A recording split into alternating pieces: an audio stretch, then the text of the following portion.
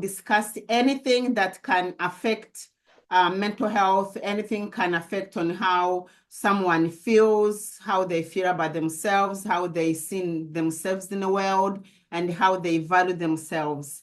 Last week, we started a new topic where we started talking about the types of groups of people who are more likely to have mental health. So we started exploring young people. Why do young people tend to have mental health? And so we talk about more with LGBTQAI plus today. However, there is still more topics to discuss about, such as homeless, and also in the UK, the statistic shows that Black people are more likely also to be affected to have mental illness. But before I could go ahead with the topic for today, can I say good morning to Lisra and also say hello to everyone who is watching us today? Lisra, how are you feeling today? I'm feeling great for today, today, and ready to move on. That's good.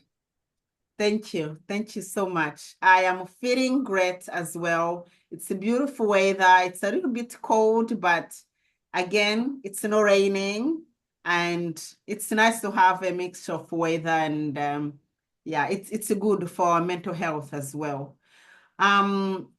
So in today's topic, we're going to touch a little bit on LGBTQAI plus and why this type of group are more likely to experience mental health challenges. And so I will go through some of the things that are the factors, some of the things that contribute to their mental health. So one of the things is stigma and discrimination. That's one of the factor. And then we've got social isolation, and also we have trauma and victimization, lack of affirmative in health care system, and also internalized homophobia and transphobia, and the challenge of coming out as LGBTQAI plus. And there is also another factor of intersectionality and social expectation and gender norms, and increase the risk of taking substance use. So let's start first with something that maybe is much more familiar. Let's start talking about stigma and discrimination. Risra, what do you understand about stigma and discrimination around this group of people? Okay, so there are, first of all, there's the stigmatization of themselves, where they feel inadequate, feel like a freak, feel that something is wrong with them. Then there's the stigmatization by other people. Because imagine a mother or father, especially the father, and your son telling you that I'm a girl. Although that's transgender issues, but then he starts treating the boy as inadequate. If the boy likes to cook, he is stigmatized as being a sissy or something like that, which is not a very nice term. So, and there's also stigmatization by the outside world, where my people don't know you, but you might dress a certain way. And therefore they put their own stigma onto you because you're different. And let me tell you that people don't believe that a male could born in a female body or female in a male body, but I believe it. Simply because, okay, people might argue that God made the body and the body is perfect. Is it really? So why do we get sick?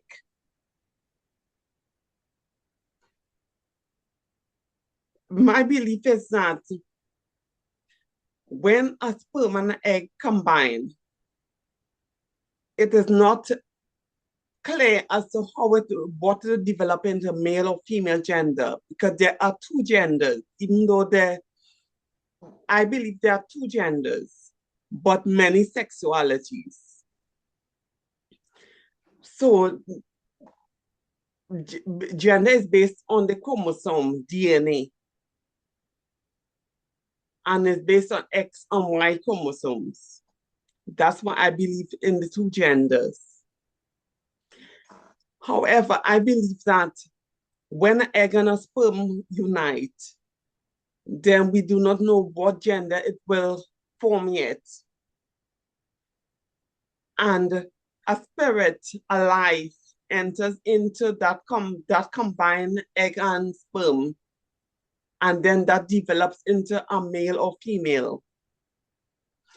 We do not know if the life is male or female, the life form that enters into the body. And therefore, that's why a female life form can enter into a male body and it develops into a male body physically, as well as a vice versa.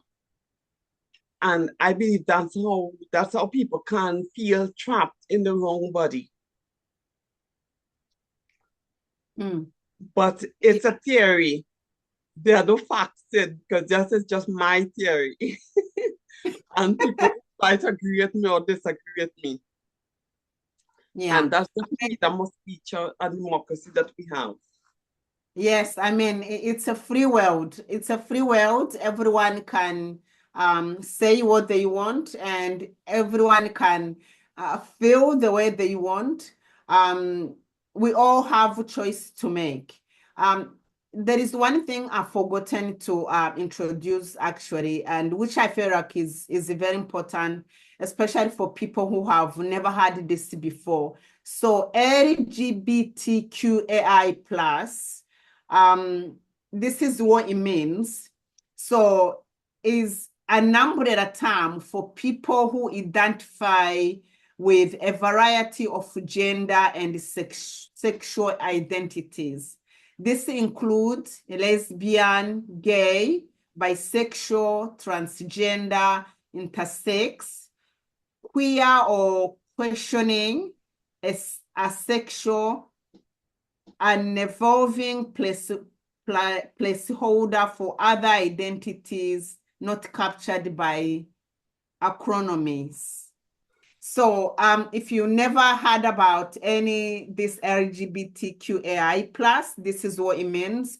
So is anyone who is a lesbian or a gay or bisexual or transgender, intersex, all these kind of terms. So they are in just one umbrella. And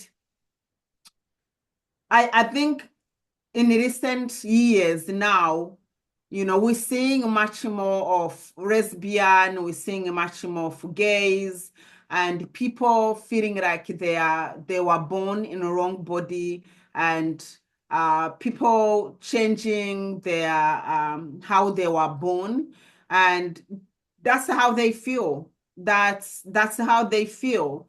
I'm not here to judge anyone who feels like they were trapped in a wrong body and they have to change it. If that's how you feel, you've got a choice, you've got the right to exercise how you want to look like. Now, our focus is about why this people are more likely to experience mental health illness.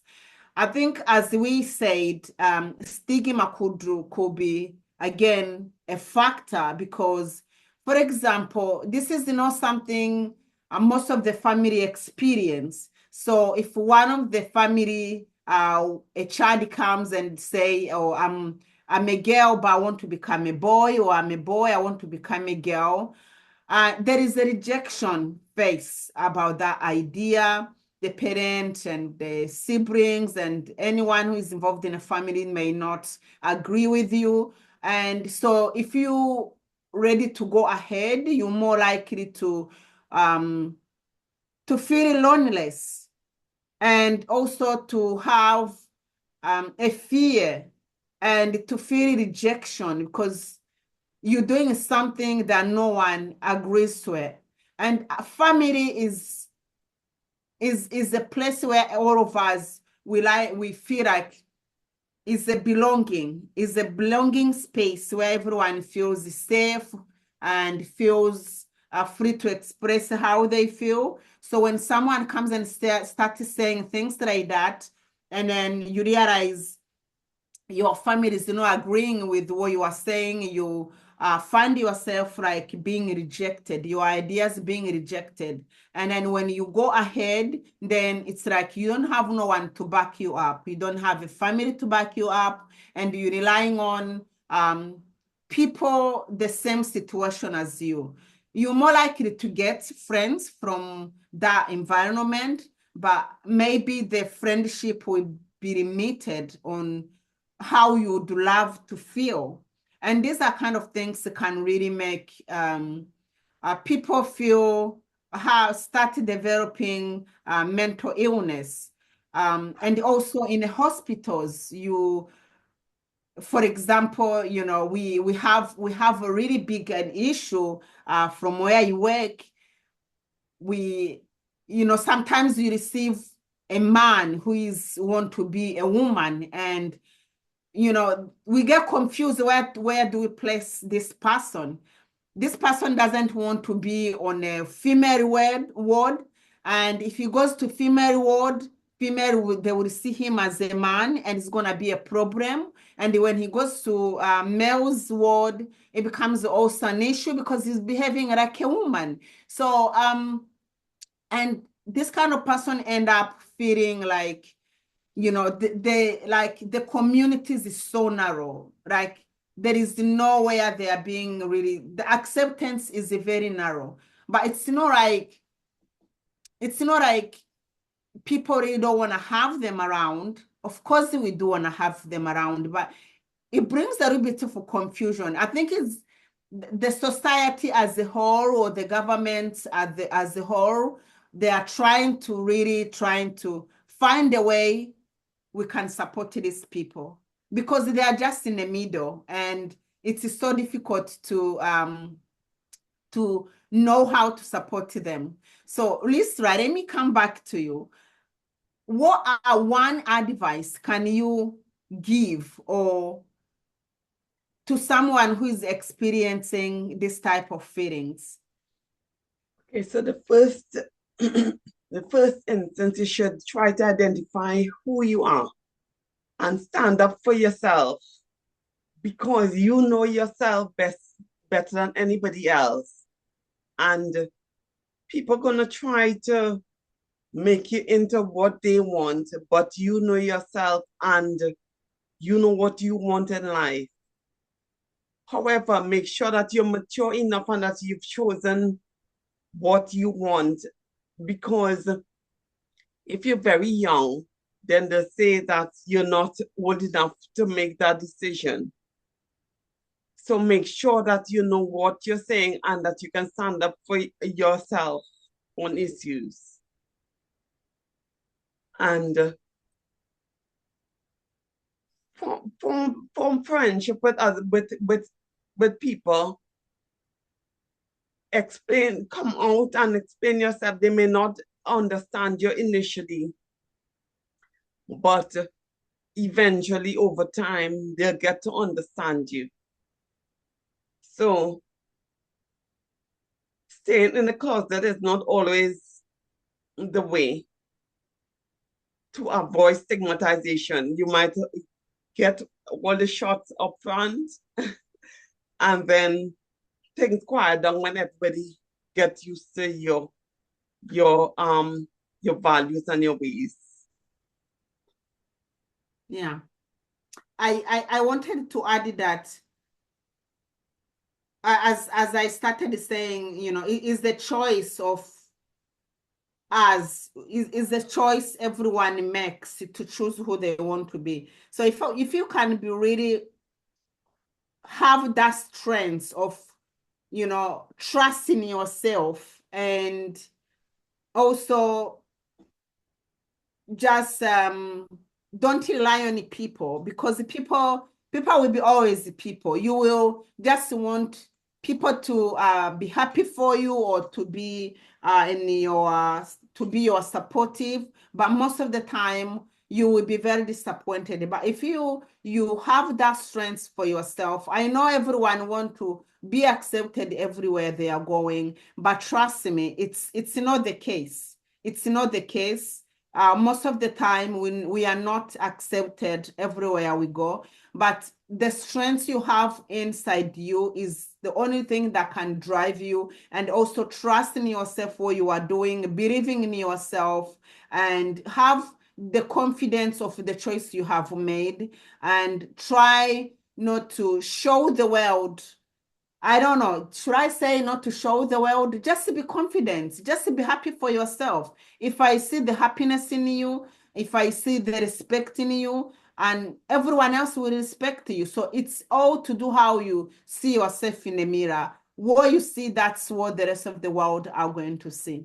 I know this topic is very wide and there is still so much things to discuss about. In today's video, we're gonna end here. However, there is a 3 more chapter coming up in regard to this topic. Please, if you want to keep listening and learn more on how you can manage your mental health, stay tuned, because the next chapter will be discussing on how you can monitor your stress, and how you can also try to help yourself to cope in this world. Thank you so much for watching, and we'll see you on our next video. Remember to subscribe. Although this is a multi-part, this video will be a multi-part video because there's so many issues to discuss in it. That's so right. Stick with us and subscribe, give your comments, and like the video. See you in the next one.